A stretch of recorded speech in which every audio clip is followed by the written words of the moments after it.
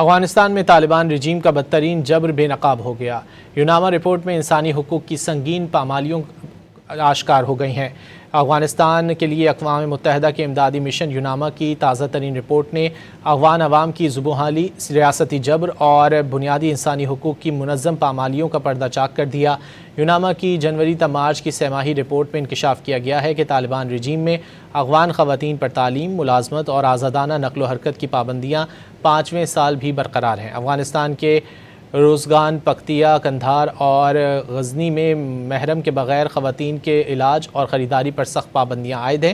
طالبان رجیم کے عام معافی کے دعووں کے برعکس سابق افغان فوجی اہلکار بدستور نشانے پر ہیں۔ اب تک 23 گرفتار، 9 پر بدترین تشدد اور 5 کے قتل کی تصدیق ہوئی ہے۔ افغانستان میں سخت میڈیا سینسرشپ برقرار، رجیم کی پالیسیوں پر تنقید کے باعث ٹی وی راہ فردہ کی نشریات تاحال معطل ہیں۔